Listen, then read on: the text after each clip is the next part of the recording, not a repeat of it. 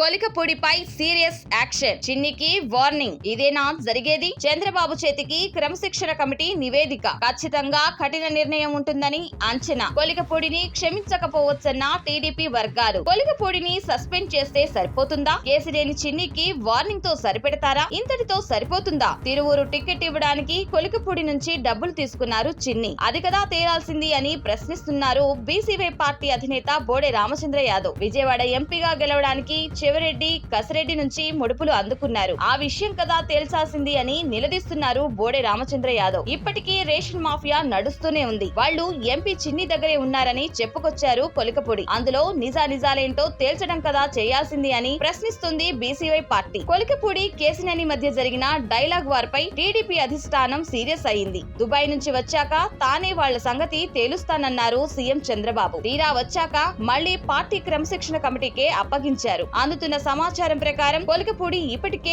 Party line cross చేసినట్టు చెబుతున్నారు. గతంలో నియోజకవర్గ ప్రజలకే విసుగు తెప్పించారు. ఆ సమయంలో ఓ వార్నింగ్ ఇచ్చి వదిలేశారు. ఇప్పుడు పార్టీకి పెద్ద డ్యామేజ్ జరిగేలా కొన్ని వ్యవహారాలను బయటపెట్టారు. సో ఇలాగే వదిలేస్తే ప్రజల్లోకి రాంగ్ సిగ్నల్ వెళ్తుందన్న ఆలోచనలో ఉంది పార్టీ. కాకపోతే కొలికపూడిపై కఠిన నిర్ణయం తీసుకుంటే ఆయన ఇంకాస్త రెచ్చిపోవచ్చు. బయట పెట్టని ఇంకొన్ని రహస్యాలు వెల్లడించొచ్చు. సో పార్టీకి మరింత డ్యామేజ్ తప్పదు. అటు కేసినేనికి ఈసారికి చిన్న వార్నింగ్ ఇవ్వొచ్చంటున్నారు. ఓవరాల్ గా ఇద్దరికి సీరియస్ వార్నింగ్ మాత్రమే ఇచ్చి వదిలేయొచ్చన్న టాక్ నడుస్తుంది. కానీ చేయాల్సింది ఇద్దరు చేసుకున్న ఆరోపణలపై విచారణ జరిపించి యాక్షన్ తీసుకోవడం అని డిమాండ్ చేస్తున్నారు బీసీవై పార్టీ అధినేత బోడే రామచంద్ర యాదవ్.